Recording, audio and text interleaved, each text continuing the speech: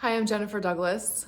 When I look at how prevalent intestinal issues are in today's culture and how much attention they receive in terms of the medications and the different protocols and the ways that different methods and modalities are approaching intestinal issues and intestinal discomfort, I wanted to bring some perspective on the small intestine, combining together the frameworks coming from a more traditional Chinese medicine perspective from Eden Energy Medicine, as well as the small intestine within the German New Medicine paradigm. Because these two perspectives really integrate well together, they complement each other, and they give us some ideas and tools about how to work with intestinal issues in a more empowering way without relying solely on things like supplements or detoxes or protocols. So, starting with this idea of the small intestine in traditional Chinese medicine, when we think about the biological purpose of the small intestine, it is all about taking in the food that we eat and sorting it and bringing out the nutrients, absorbing what is good from that food, all the good things and the nutrients into our body. So it has this function of sorting and discerning. In traditional Chinese medicine, which is a very much a mind, body, spirit, whole person approach, when we think about that larger theme of the small intestine, then it really has to do with discernment and decision making and knowing what is good for us, knowing what is useful in our lives, what is not useful in our lives, being able to discern how to act in the world. And the small intestine is the yang meridian that is the partner of the heart, which is the yin meridian within the fire element. So the heart and the small intestine are a pair. And the heart is really representative of our deeper purpose, our deeper longings, our life purpose, our deeper desires.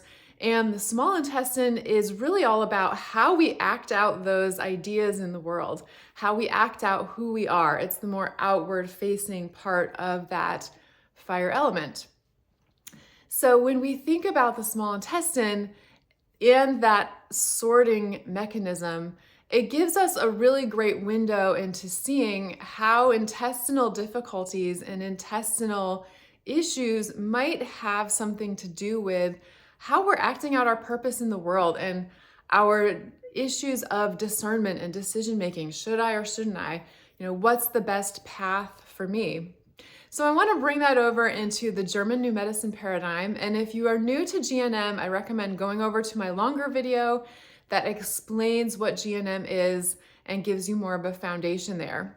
So within GNM, remember that we're talking about each organ and the adaptations associated with that organ are meaningful biological responses to the way our psyche or subconscious perceives distressing events in our lives. And when we have a distressing event that catches us off guard, that is isolating, that is unexpected and catches us on the wrong foot, the way that our psyche perceives that then initiates a meaningful biological adaptation in a specific relay of the brain and a corresponding organ. And the purpose of that biological adaptation is to help us survive that distressing experience. So in the case of the small intestine, the type of perception that we're talking about, the type of conflict, is what we call an indigestible morsel conflict, often with an aspect of starvation. So let's break that down because that's a mouthful. So an indigestible morsel in nature, in our primal biological self, would have to do with a food that we took in that we can't digest. And there are obviously a lot of associations with foods and not being able to digest them in the small intestine. But the idea of a morsel is much bigger than just food. It's essentially anything that happens in our lives that we really can't digest and that our subconscious perceives as being an indigestible conflict. So this has the flavor of things that we want that we don't have, or things that we have that we really don't want.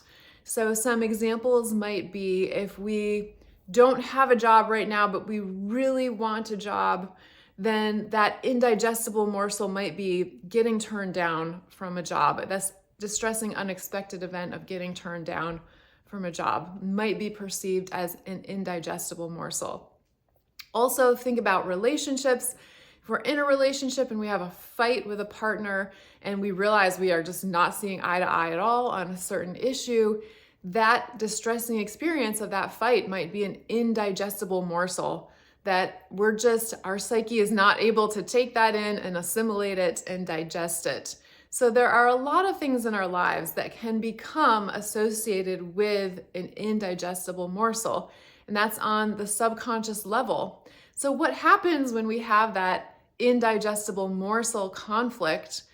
Remember, there are two phases in German New Medicine. After that conflict occurs, we have an active conflict phase, and it has a biological purpose. And what happens is, in the active conflict phase, when we're in the midst of that feeling of being distressed, our small intestine is adding more cells. And the purpose of that is very biological. It's to help us digest that thing, literally, to provide more intestinal area to digest that situation or event that our psyche found to be indigestible.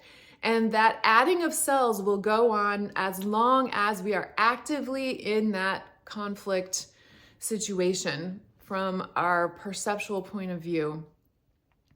After we have resolved that, the situation changes or we come to an emotional resolution, then we go into a healing or restoration phase.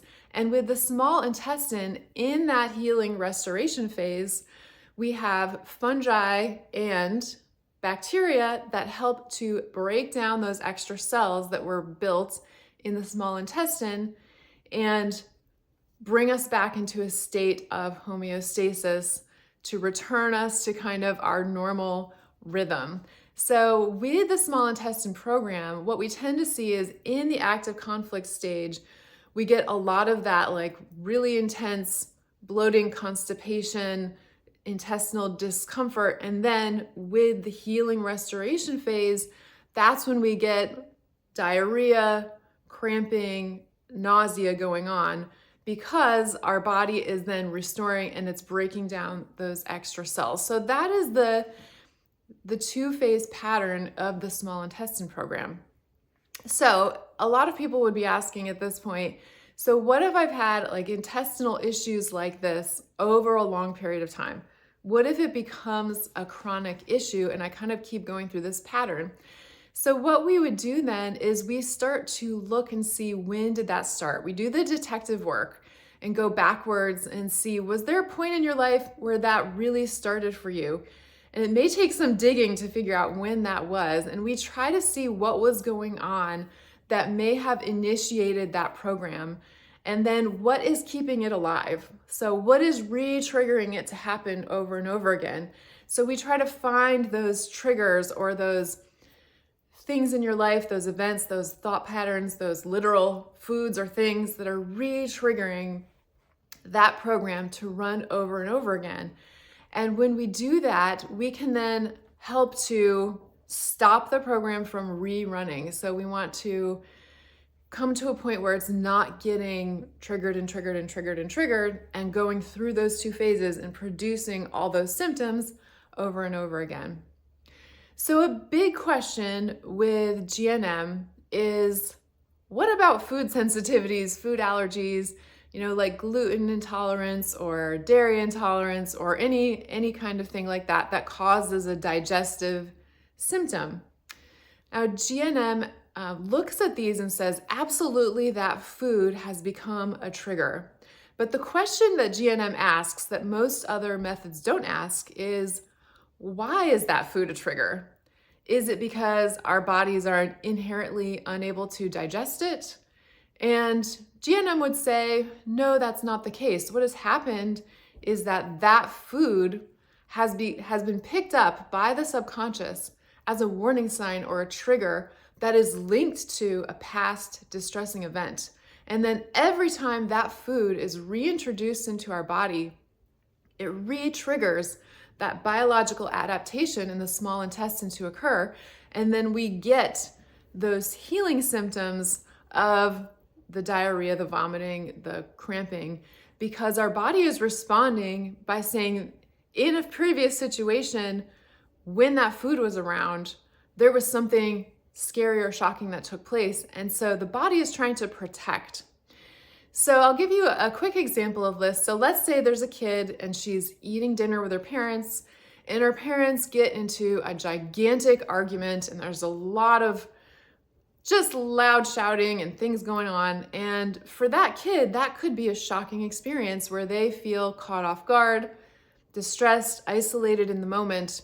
And that could be, according to their psyche, an indigestible morsel conflict. They can't digest their parents fighting like that. Now, what could happen is, because they're at the dinner table eating, any of the foods that are in their environment at the time could be picked up by the subconscious as a trigger. So it could be the gluten in their bread, it could be the dairy in their milk, it could be the strawberries, it could be whatever. We're not really sure why some foods get picked up and others don't. That's something that happens outside of our conscious awareness. But from that point on, anytime that kid is exposed to that food, it's initiating that very same indigestible morsel conflict. And so the kid will have a reaction to that food from the small intestine that's based on this adaptation taking place. So with an ongoing food sensitivity, a lot of the same questions apply. When did this start? Has it been going on for months, for years, for decades? Let's go back and see if we can look at some of the origins of that. And to disassociate the food itself from the trigger, the original event or the pattern of events that had become a trigger for it. And so there are ways we can work with reducing or downgrading the emotional impact of the original events themselves, if we can determine what they are, and even with the impact of this food sensitivity and how much it's annoying and impacting your life, we can work with the emotional impacts around both of those things to help downgrade them. And then we can also work from an energy perspective, going back to traditional Chinese medicine. We can do some work in helping the organ itself and the energy systems with the organ to be balanced in relation to those events or in relation to that food, so that we can help the body go through the restoration phase more easily and not have such a distinctive response. So with a combination of looking at this through the GNM lens and bringing in some energy work, what we're trying to do is to downgrade, to reduce the emotional weight and additional emotional impact of some of these distressing events from the past that have impacted the small intestine, but also to break apart and start to disassociate things that have become triggers that are really unrelated to the original event, but that the subconscious picked up. And when we can disassociate those triggers, we can help those symptoms to start to go away, because our subconscious and our brain and our organ are no longer responding to them in that same way as an indigestible morsel. So it's often really helpful in these situations, if you're stuck, to work with a coach or a practitioner who can help you unravel these threads, because it can take a little while to figure out, what was the originating time in your life and what have become the triggers that are leading to these symptoms. But I hope this helps and gives you some food for thought and thinking about how to empower yourself in relation to the small intestine.